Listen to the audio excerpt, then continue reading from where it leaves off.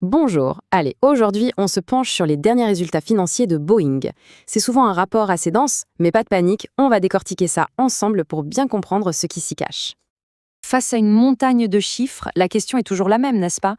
Comment on fait pour s'y retrouver, pour déceler la véritable performance de l'entreprise au-delà des gros titres un peu tapageurs? Alors, pour ne pas se perdre en route, on va suivre un plan très simple. On va d'abord poser un cadre d'analyse, ensuite on se demandera si Boeing vend plus, puis s'ils gagnent mieux leur vie. On fera un petit zoom sur un gain un peu particulier avant de voir si tout ça est durable. Et bien sûr, on terminera par un résumé des points clés. C'est parti pour la première étape, notre cadre d'analyse. L'idée, c'est d'éviter de se noyer dans les détails. Pour ça, on va s'appuyer sur trois questions toutes simples, mais qui vont nous guider tout du long. Et ces trois questions, c'est un peu notre fil conducteur. D'abord, est-ce que les ventes augmentent? C'est la base, le chiffre d'affaires. Ensuite, est-ce que l'entreprise est plus rentable? C'est bien de vendre, mais il faut que ça rapporte. Et enfin, la grande question, est-ce que ça peut durer? On regardera donc les perspectives. C'est simple, mais c'est redoutablement efficace. Alors, on attaque direct avec la première question. Est-ce que Boeing vend plus? Pour ça, on va regarder la toute première ligne des comptes, le chiffre d'affaires. Et le gros chiffre à retenir pour 2025, le voilà, 89,5 milliards de dollars. Et attention, ce n'est pas rien, c'est le plus haut niveau atteint par Boeing depuis 2018. Et quand on met les chiffres côte à côte, eh bien le bond est juste spectaculaire. On passe de 66,5 milliards en 2024 à 89,5 milliards en 2025. Ça, c'est une progression qui montre que la dynamique commerciale est clairement de retour. Mais d'où vient cette croissance exactement? Si on regarde le détail du dernier trimestre, la réponse est évidente. La division des avions commerciaux a plus que doublé ses ventes. La partie défense et espace n'est pas en reste non plus, avec une belle hausse. Donc, pour notre première question, la réponse est claire et nette, c'est un grand oui. On passe maintenant à la deuxième question. Et là, franchement, c'est là que ça devient croustillant. Est-ce que Boeing gagne mieux sa vie?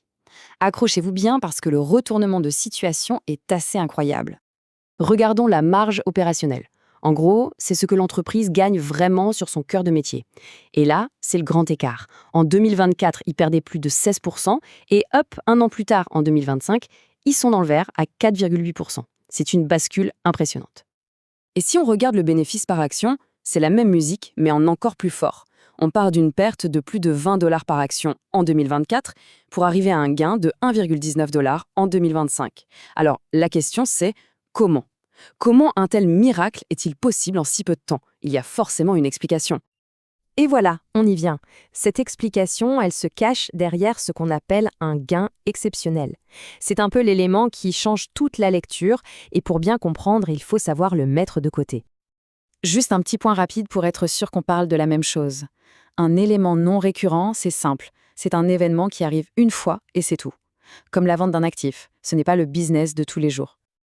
Et bingo, c'est pile ce qui s'est passé ici. Les résultats de 2025 sont, en quelque sorte, boostés par un gain de 9,6 milliards de dollars avant impôt. D'où vient cet argent? De la vente de leur division Digital Aviation Solutions. Voilà, le mystère est résolu. Et ce tableau, il montre l'effet de manière hallucinante. Regardez la marge de la division service, 202,4%. C'est un chiffre qui ne veut rien dire, c'est juste impossible dans la réalité. Mais si on retire ce fameux gain de la vente, on retombe à 18,6%. Ça, c'est un super chiffre, mais c'est un chiffre réel et opérationnel. Bon, maintenant qu'on a éclairci ce point, la question qui tue, est-ce que cette performance est durable? Pour le savoir, il faut se tourner vers l'avenir, le carnet de commandes, les prévisions de l'entreprise, bref, ce qui se profile à l'horizon. Et là, il y a un chiffre qui met tout le monde d'accord, le carnet de commandes. On parle de 682 milliards de dollars. C'est juste monstrueux. Ça donne une visibilité incroyable pour les années qui viennent. Pour que ça parle un peu plus, 682 milliards, ça représente plus de 6100 avions commerciaux déjà commandés qui attendent d'être construits et livrés. C'est énorme. Ça veut dire des usines qui vont tourner à plein régime pendant des années. C'est une base en béton armé. Et d'ailleurs, Boeing ne se contente pas de ce carnet de commandes. Il se projette déjà. Pour 2026, l'objectif est de générer entre 1 et 3 milliards de dollars de flux de trésorerie. C'est l'argent qui rentre vraiment dans les caisses à la fin de l'année. C'est un signal très, très positif pour la suite. Bon, on a vu pas mal de choses. C'est le moment de résumer, de mettre tout ça au clair. Qu'est-ce qu'il faut vraiment retenir de cette analyse? Alors, en 4 points. 1. Les ventes décollent de nouveau. C'est une certitude. 2. Les profits sont de retour en apparence, mais c'est surtout grâce à une vente exceptionnelle. 3. L'activité de base, la vraie, elle se stabilise. Il y a du mieux, mais la recovery est encore en cours. Et enfin 4. L'avenir s'annonce bien, avec ce carnet de commandes absolument record. Voilà, on a fait le tour. Je termine en précisant bien sûr que tout ce qu'on vient de voir est une lecture factuelle des chiffres publiés par Boeing. Ça ne constitue évidemment ni un conseil en investissement, ni une recommandation financière. Merci beaucoup d'avoir suivi et à très bientôt.